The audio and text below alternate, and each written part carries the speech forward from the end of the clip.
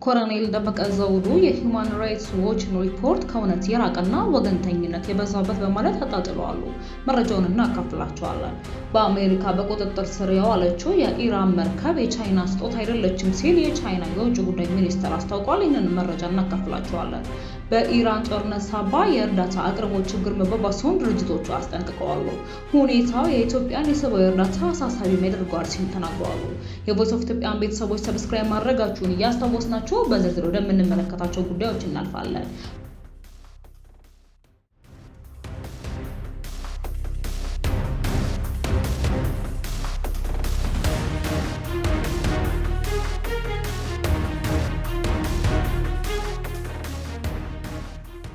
በአማራ ክልል ስለ የተመሰረተው የወልቃይት ጠገዴ ሰቲት ሁመራ ዞን ምክትል አስተዳዳሪ ኮሎኔል ደመቀ ዘውዱ በትግራይ ተወላጆች ላይ አድሏዊ አሰራር ተዘርግቷል መባሉን አስተባበሩ።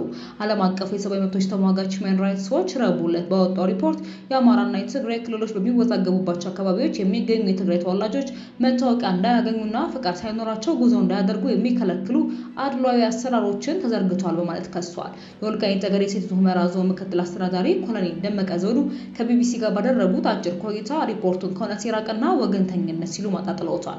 የመብት ተሟጋች ድርጅቱ በኮሎኔል ደመቀ ዘውዱ ላይ ማዕቀብ እንዲጣልባቸው መጠየቁን በሚመለከት ሲመልሱ እኔ ወንጀለኛ አይደለሁም ብለዋል። እኛ እዚህ ወልቃይት ጠገዴ ሰቲት ሁመራ አስተዳደር የትግራይ ሰዎችን በማንነታቸው የሚገፋ አስተዳደር የለንም ያሉት ኮሎኔል ደመቀ ሁማን ራይትስ ዎች ከዚህ በፊትም እኛን ለመወንጀል ሞክሮ እንደነበር እናውቃለን ሲሉ ለቢቢሲ ምላሻቸውን ሰጥተዋል። የእርዳታ ሰራተኞችን፣ ዲፕሎማቶችና ሌሎች ባለሙያዎችን በማነጋገር መረጃ ማሰባሰቡን የሰብአዊ መብት ተሟጋቹ ተቋሙ አስታውቋል። ኮሎኔል ደመቀ በበኩላቸው እኛ እንደነርሱ አድርገን አይደለም የያዝናቸው፣ እንደ ማንኛውም ሰው መታወቂያን ፋይዳ የሚያወጡ ብለን ፈቅደናል። ከዚህ ውጭ እኛ ፋይል አልሰጠንም ብሎ ወደኛ ጋር የመጣ ቢዩታም የለም ብለዋል። ኮሎኔሉ ሪፖርቱ ላይ የቀረበውን መረጃ ህወሓት የሰጣቸው ሪፖርትና የአካባቢውን ስም ለማጥፋት በዓለም አቀፍ ገጽታው ለማበላሸት ፈልገው የሚሰሩት ካልሆነ ይህ እውነት ላይ የተመሰረተ ነው አለልም በማለትም ሰጥተዋል።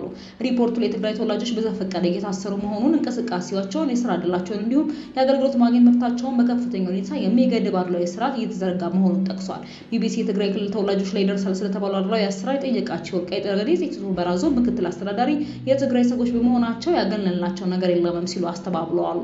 ሁማን ራይትስ ዎች አነጋገርኳቸው ያላቸው ሰዎች ትክክለኛ መሆናቸው መረጋገጥ አለበት ያሉት ኮሎኔል ደመቀ የትግራይ ተወላጆች በመንግስት ተቋማት ላይ እንደማንኛውም ነዋሪ አገልግሎቶችን እንደሚያገኙ በአካባቢው በሚኖርበት ወቅትም እንደማንኛውም ነዋሪ በሰላም እንዲንቀሳቀሱ እያደረግን ነው ብለዋል።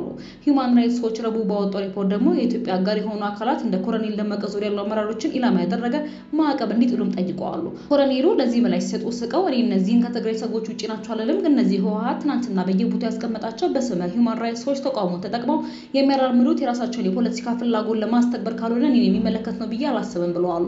ገለልተኛ የሆነ የመገናኛ ብዙሃንና የሰብአዊ መብቶች ድርጅቶችን የትግራይ ሰዎች ላይ የደረሰውን ብቻ ሳይሆን የወልቃይት ሰዎች ላይ የደረሰውን የሚያጠራ ከሆነ አስተዳደራቸው በሩ ክፍት መሆኑን ተናግረዋል። በሰሜን ኢትዮጵያ ጦርነት በየአካባቢው ተፈናቅለው የትግራይ ተወላጆች እንዳስተዳደሩ የወልቃይት ጠገዴ ሰቲት ሁመራ ዞን ስር ከሆነ በኋላ ምን ያህል ተመልሰዋል ተብሎ የተጠየቁ ኮሎኔል ዘውዱ ከ10 ሺህ በላይ እዚህ አለ፣ በራሱም አልሄድም ብሎ የቆረም አለ፣ ተደናቅቶም ወጥቶ የተመለሰም አለ፣ ኢትዮጵያዊ ነኝ እስካለ ድረስ የመኖር መብቱ ይጠበቀ ነው ብለዋል። ወልቃይት ጠገዴ ሰቲት ሁመራ ዞን ለሁለት ዓመታት በተካሄደው የሰሜን ጦርነት በፊት በትግራይ ክልል ተዳድሮ የነበረ ሲሆን ከጦርነቱ በኋላ ደግሞ በአማራ ክልል ስር በተመሰረተ የዞን መዋቅር በመተዳደር ላይ ይገኛል። የትግራይ ጦርነት ከተቀሰቀሰ በኋላ የተፈናቀሉ በመቶ ሺዎች የሚቆጠሩ ነዋሪዎች ላለፉት 5 ዓመታት ወደ መኖሪያቸው አልተመለሱም። በአሜሪካ ቁጥጥር ስር የዋለችው የኢራን መርከብ የቻይና ስጦታ አይደለችም ሲል የቻይና የውጭ ጉዳይ ሚኒስቴር አስታውቋል። በአሜሪካ ኃይሎች ቁጥጥር ስር የዋለችው የኢራን ሰንደቅ ዓላማ ያነገበች የጭነት መርከብ ከቻይና የተሰጠች ስጦታ ነች ሲሉ ፕሬዝዳንት ዶናልድ ትራምፕ ያቀረቡትን ክስ የቻይና የውጭ ጉዳይ ሚኒስቴር ውድቅ አድርገዋል። የሚኒስቴሩ ቃል አቀባይ ጎጂያጎል ዛሬ ለጋዜጠኞች በሰጡት መግለጫ በሀገራት መካከል የሚደረግ የንግድ ልውውጥ እንደተለመደው መቀጠል እንዳለበት አሳስበዋል። አሜሪካ ከአንድ ሳምንት በላይ በኢራን ወደቦች ላይ የባህር ላይ እገዳ የጣለች ሲሆን በሆርሙዝ ሰርጥ በኩል የሚደረገውን የመርከቦች እንቅስቃሴም ስታገድ ቆይታለች። በሰላም ጊዜያት ባህረ ሰላጤውን ከህንድ ውቅያኖስ ጋር በሚያገናኘው በዚህ ስትራቴጂካዊ ውሃ መስመር በኩል 20% የሚሆነው የዓለም ነዳጅና የጋዝ ምርት ይጓጓዛል። ይህ በእንዲህ እንዳለ አሜሪካ በህንድ በስሪላንካና በማሌዥያ አካባቢ በሚገኙ ውሃ አካላት ውስጥ የኢራንን ሰንደቅ ዓላማ ያነገቡ 3 የነዳጅ ጫኝ መርከቦችን በቁጥጥር ስር በመዋል አቅጣጫቸውን እንዲቀይሩ ማድረጓን ሮይተርስ የመርከብ ትራንስፖርት ምንጮችን ጠቅሶ ዘግቧል። ረቡዕ ዕለት ኢራን የተራዘመው የተኩስ አቁም ስምምነትን በመጣስ በሆርሙዝ ሰርጥ በኩል 2 መርከቦችን በቁጥጥር ስር መዋሏን ተከትሎ የተፈጸመው የአሜሪካ እርምጃ በቀጠና ያለውን ግጭት ይበልጥ ሊያባብሰው እንደሚችልም እየተሰጋ ይገኛል። የቮይስ ኦፍ ኢትዮጵያን ቤተሰቦች ዳግም ሰብስክራይብ ማድረጋችሁን እያስታወስናችሁ ወደ ቀጣዩ ዘገባችን የምናልፍ ነው የሚሆነው። በኢራን ጦርነት ሳቢያ የእርዳታ አቅርቦት ችግር መባባሱን ድርጅቱ አስጠነቀቀ። ሁኔታው የኢትዮጵያን የሰብአዊ እርዳታ አሳሳቢ የሚያደርገዋልም ሲል ተናግሯል። የኖርዌይ ስደተኞች ምክር ቤት ወይም ኤንአርሲ ዋና ጸሐፊ ያን ኢንግላንድ እንደተናገሩት በፍጥነት እየጨመረ የመጣው ወጪ በአሁን ጊዜ በዓለም ዙሪያ እርዳታ የሚያገኙ ሰዎችን ቁጥር እየቀነሰው ነው።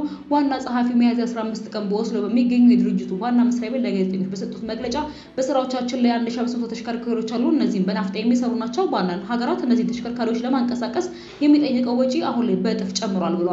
ይህ የዋጋ ጫና በምግብ አቅርቦትና በሰራተኞች ደህንነት ላይም ተጽዕኖ አሳርፏል። ለእያንዳንዱ እርዳታ ላይ የሚያስፈልገው ቤተሰብ በሀገር ውስጥና በቀጠናው ገበያዎች የምንገዛው ምግብ ዋጋ በጣም ውድ ሆኗል ያሉት ዋና ጸሐፊው ድርጅታቸው ለሰራተኞች የሚከፍለው ደሞዝ ካለው ኑሮ ውድነት ጋር ለመመጣጠን ፈታኝ እንደሆነባቸውም ተናግረዋል።